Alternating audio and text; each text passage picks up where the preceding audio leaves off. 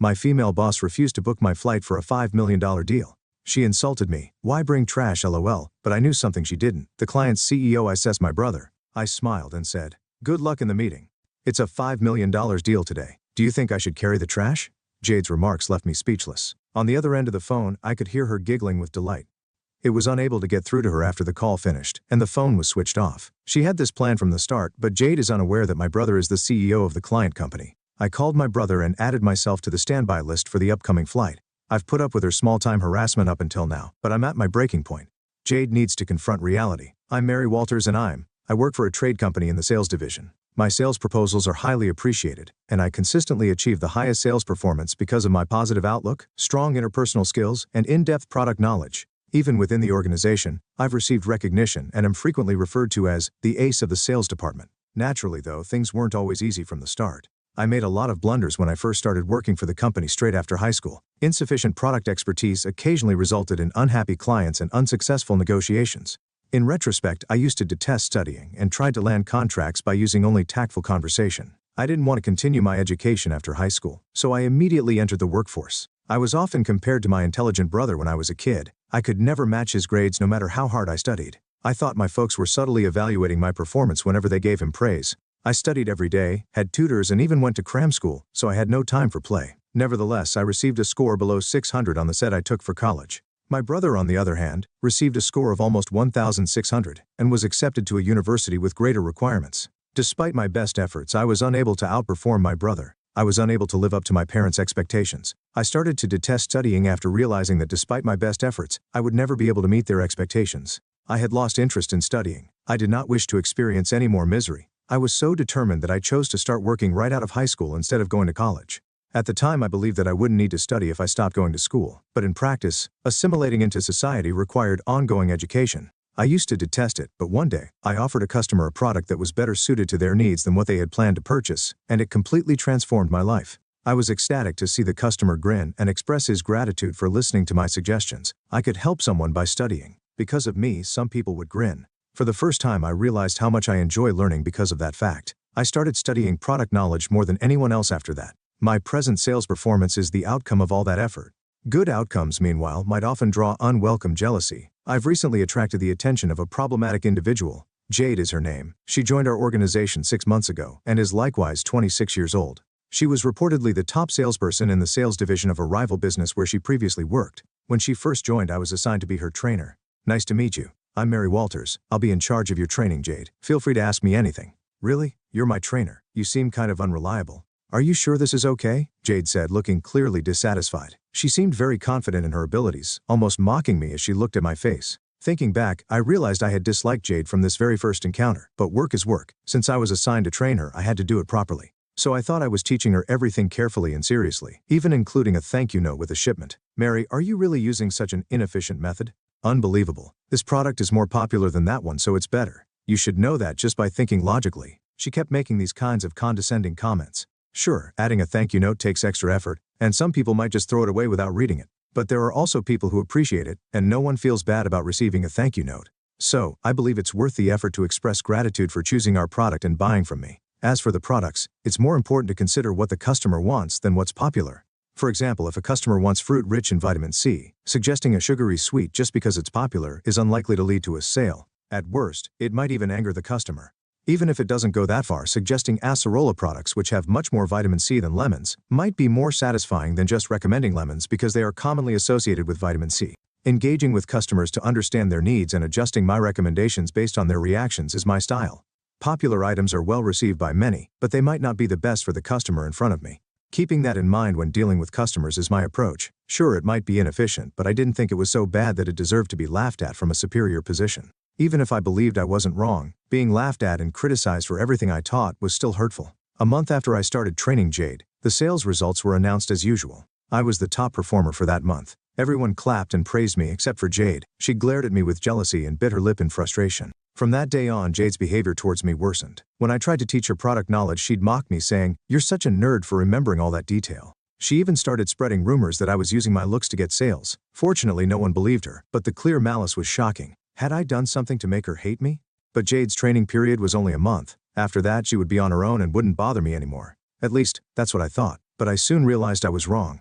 Her harassment didn't stop after the training period. At first it was minor things. My pen would disappear, or the sticky notes on my computer monitor would be gone. I thought I had just misplaced them, or they had blown away. But when I saw that all my schedules on the company's Shar app had been deleted, I knew it wasn't just my imagination. Other things happened too. Documents I saved in the shared folder disappeared. Faxes and mail addressed to me ended up in the shredder bin before I could read them, and calls with customers were abruptly cut off. I had been clueless about who was responsible all alone, but when the phone hung up, the culprit was finally revealed. It was Jade. It was by chance that I found out when the call with the customer suddenly got cut off. I panicked and looked around frantically. There was Jade with a smug grin on her face, holding the unplugged foam cord. Of course, something like this would interfere with work. If a call gets abruptly cut off, it would also inconvenience the customer. I asked Jade to stop harassing me, but she didn't listen at all. Do you have any proof?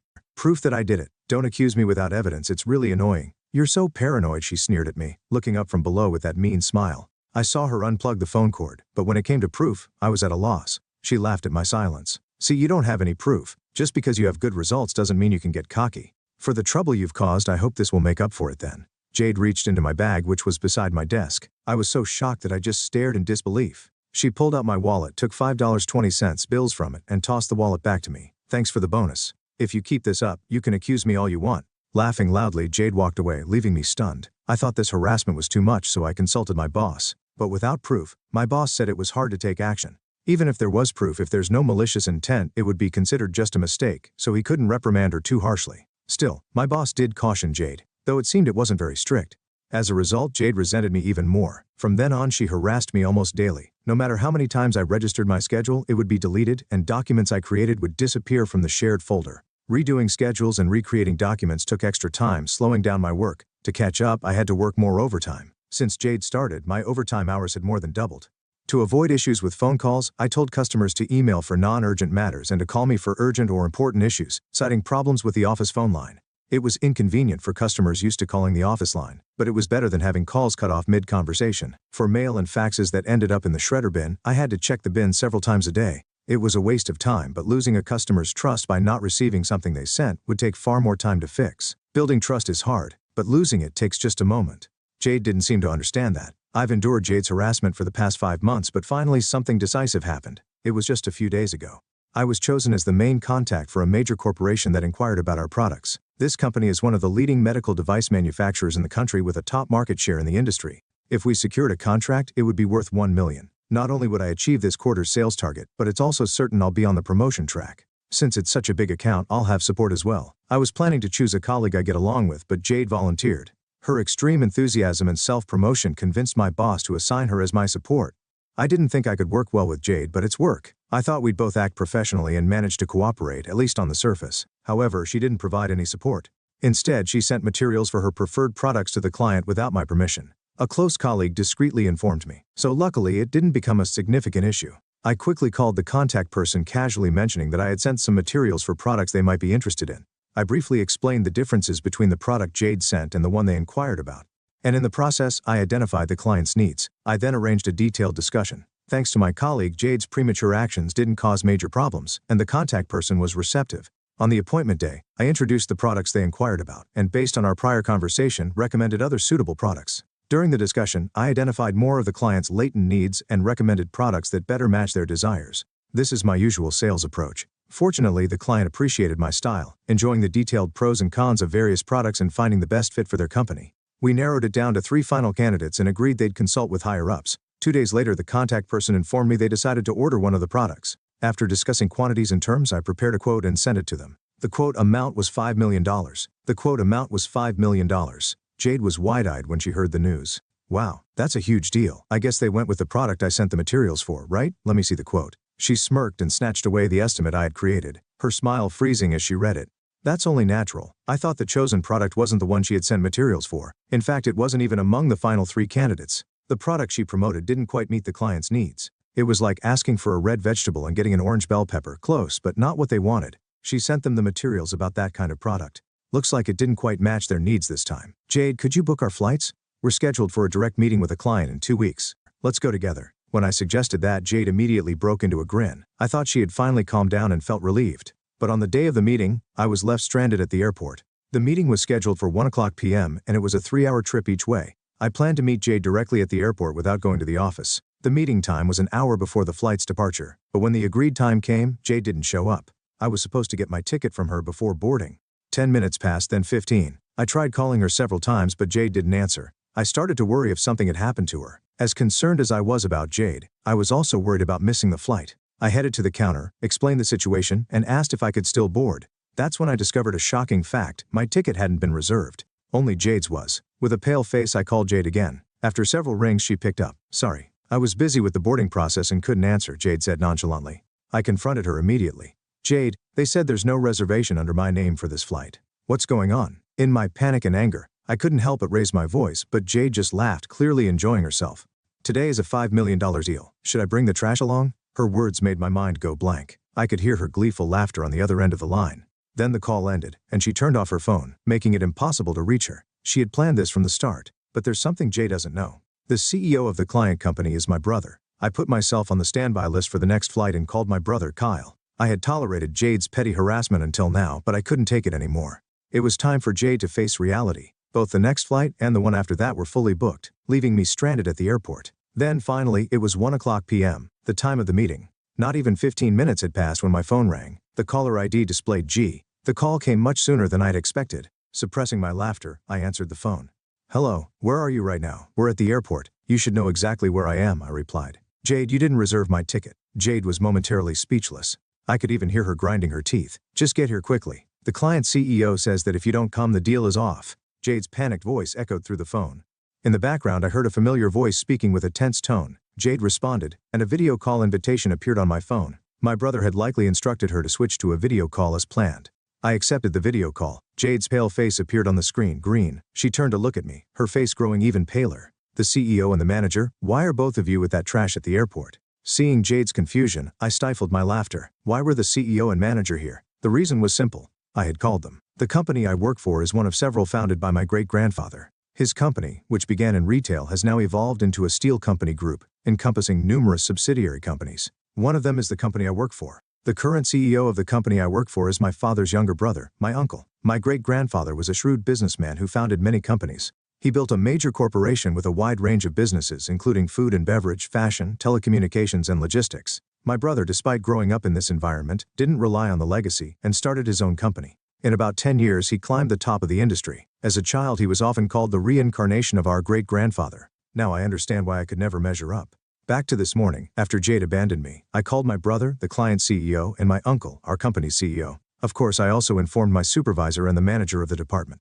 If the person in charge couldn't attend such an important meeting, it was only natural to report it. I informed my uncle before my superiors did. This deal was worth $5 million, a significant transaction for our company. When chaos ensued, my brother said, "Let's teach the fool who came without the person in charge a lesson." With that, even the CEO and the manager decided to join.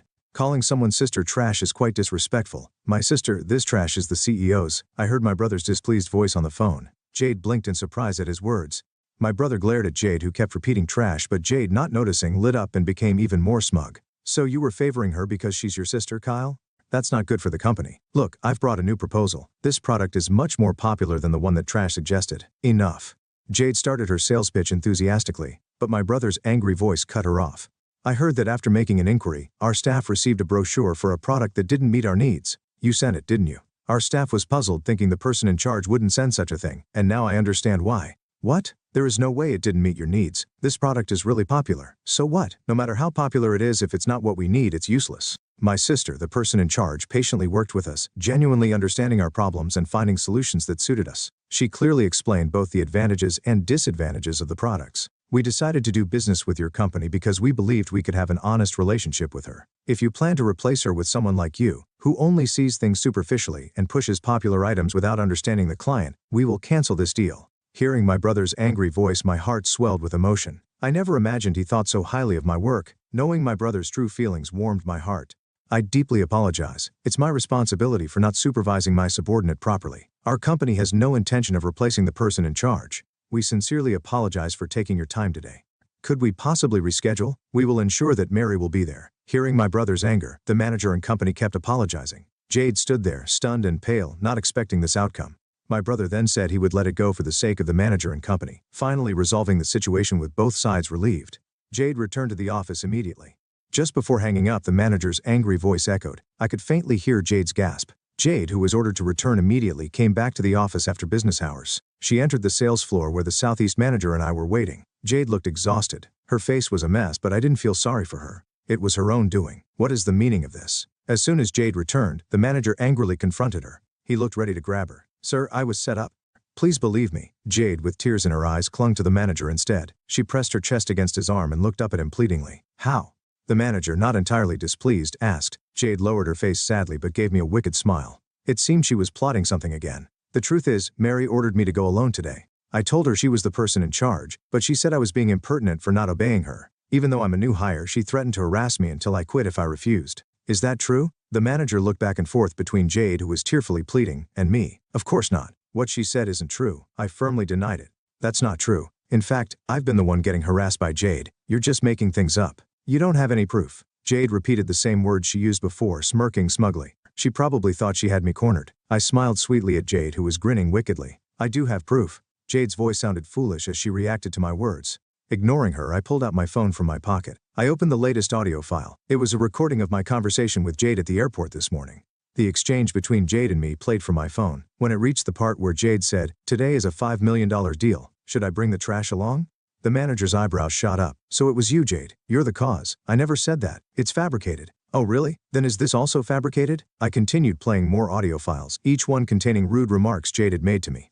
Both the manager and the company frowned in displeasure. And that's not all, Jade. You've deleted documents I saved in the shared folder, erased schedules I registered in the department app, and done various other harassments, haven't you? I didn't stop lying. You don't have any proof. Show me if you do. Jade kept demanding proof, unaware that she was tightening her own noose. Don't you know our company's computers require connecting to the internal network to access shared folders and apps? Of course I know that. I'm not stupid like you. Well, that's to track who accessed what, when, and where. So if we check, it'll be clear that you deleted my documents and schedules. What? No one told me that. Dave visibly panicked at my words. Her sudden pale complexion made it clear she was guilty. What have you done? Forgetting to cover his tracks, the manager shouted angrily. Fear and panic appeared on Jade's face. Oh no, I didn't do anything. Jade continued to claim her innocence. The company was the one who ended this seemingly endless cycle. That's enough. We will conduct a thorough internal investigation on this matter. That's not true. I didn't do anything. Please believe me, sir. If you did nothing wrong, then you have nothing to worry about.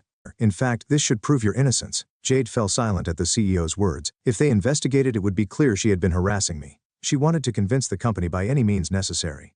But when I say we will investigate, we will. This is final. Jade, you are on suspension until the investigation is complete. Do not come to the office. No way. Jade turned pale at the CEO's words. For someone who took pride in her competence and career, this suspension was a severe blow. She tried to sway the Southeast with smooth talk and even clung to him, but the company didn't change its mind. The next day, despite being ordered to stay home, Jade showed up at the office. However, the supervisor, having been informed by the manager, ordered her to go back home. When the manager arrived and saw Jade, he was furious. He told her that if she didn't stay home, she would be fired, and she left in tears. After that, things were peaceful. It felt like it did before Jade joined, and my work progressed smoothly. I thought the day would end without any more issues, but it didn't go that way. In the evening, the CEO, with a serious expression, summoned me to his office. Wondering what had happened, I went to the CEO's office. The manager was also there, looking grim as he stared at the computer screen. The CEO gestured for me to look at the monitor. I was shocked. The screen showed a meeting app with my brother and Jade on the other end. Mary, she says you sent her to see me. Is that true? What? Why would I send Jade to see you? I had no idea what was going on and was completely confused. My confusion must have shown on my face and in my voice as my brother sighed deeply and began to explain. The explanation was headache-inducing. After being sent home this morning, Jade must have realized she was in serious trouble, so she headed straight to the airport. She thought that if she could secure the contract with my brother's company, she would get off the hook. She bypassed the contact person at my brother's company and directly requested a meeting with him. Hearing the company name and that a woman was there to see him, my brother assumed it was me coming to apologize and had her shown to his office. Being led into the CEO's office made Jade think she had a chance. She enthusiastically pitched her product to my brother despite it being rejected the previous day for not meeting the company's needs. Then, as if that wasn't bad enough, when my brother tried to dismiss her saying there was nothing more to discuss, she clung to his arm, completely misunderstanding the situation. She pressed her chest against him. Jade tried to force the contract. That act finally made my brother furious, and he demanded, "Are you mocking me?" He called the CEO to complain. Of course, the CEO couldn't believe that Jade, who had been put on leave, was at my brother's company the very next day. After switching to a video call through a meeting app and confirming that Jade was indeed there, the CEO was enraged. He called in the manager to ask what was going on, but the manager also couldn't understand how the subordinate he sent home that morning ended up at my brother's company. Under intense questioning from 3 people, Jade, caught off guard, lied that I had ordered her to use her charm to secure the contract. I let out a big sigh. Why did Jade hate me so much? I couldn't think of a reason, but I needed to make my innocence clear. I understand the situation. Those claims are not true. In fact, yesterday, it was agreed that he would forgive us this time for Jade's outburst out of respect for the CEO and manager. Even if an apology visit was necessary, sending the offending person alone to secure the contract is out of the question. Demanding she secure the contract, that's absurd. Doing such a thing offers no benefit to our company, only disadvantages. That's true. However, given the repeated disrespect, I cannot simply let this go. My brother's words made the CEO, manager, and me all nod in agreement. We understood his position completely. Understood. What would you like us to do, President Walters? I addressed him as the CEO, not my brother, to show I understood this was a professional matter. My brother seemed to give a slight smile. Our company cannot continue business with an individual who has repeatedly caused issues, doesn't understand the problem, and shifts blame to others. Such a person is untrustworthy both professionally and personally. Are you asking us to fire Jade? When I asked for clarification, my brother nodded slightly. Wait, please, anything but that. Jade, who had been silent, suddenly cut in, realizing she couldn't let this happen. She's audacious to delegate everything. Up to this point, her face had turned to ashen. I was wrong. I apologize. I won't call you trash or mock you again. I won't delete your files or schedules daily, shred your mail and faxes before you see them, or unplug the phone while you're on a call. Please help me. You too, brother, right? Ask him to forgive me for your family's sake. That's selfish. Please continue. Why did she think I would help her after everything she had done? I felt only disdain, not sympathy. So I responded clearly, no. Even if I convinced him, it wouldn't matter. My brother doesn't have the authority to decide staffing here. The CEO, my uncle, did hold that authority. So perhaps the family plea might work, but I chose not to mention that. On the screen, Jade crumpled to the floor. Seeing her face full of despair gave me a small sense of satisfaction. Jade was picked up by the manager that same day. The CEO decided that she might cause more trouble if left alone. Even after being told to go home the next day, Jade was terminated immediately, even before her probation period ended. It didn't end there. She was also sued for substantial damages by the company. Her harassment caused work disruptions and ruined deals. The contract with my brother's company would now be challenging to secure under the initial terms. Our company would have to make concessions on price and conditions to make up for the trouble. Even the travel expenses Jade incurred to visit my brother's company would be billed to her. Moreover, the CEO was so furious that he intended to ensure Jade wouldn't be hired by any affiliated companies. But that won't be enough. The Estelle Company Group, to which the CEO's company belongs, is a major conglomerate in various sectors, including food, fashion, telecommunications, and logistics. Finding a company in the country with no ties to Vestal would be nearly impossible. Who would want to hire someone disliked by the founder's family? Jade would likely face a tough future, paying off a significant debt without being able to find decent work. As for me, I regained peace in my life after Jade left. Having my work recognized by my brother, whom I had always felt inferior to, boosted my confidence at work. Maybe this newfound confidence was noticeable because a longtime client remarked, "You were always reliable, but lately, you seem more assured and dependable." My sales performance improved, and I was on track to achieve my best year yet. There were other positive changes as well. For the first time in a long while, I felt like visiting my family. I had avoided going home since starting my job due to my feelings of inadequacy compared to my brother. But this Thanksgiving Day, I felt like it might be nice to spend time with my parents and brother. Recent cases had made me feel that way. Would my family be pleased with my progress? Though my pace was slower than my brother's, I was still moving forward. With a mix of excitement and anxiety, I looked forward to the approaching Thanksgiving Day holiday.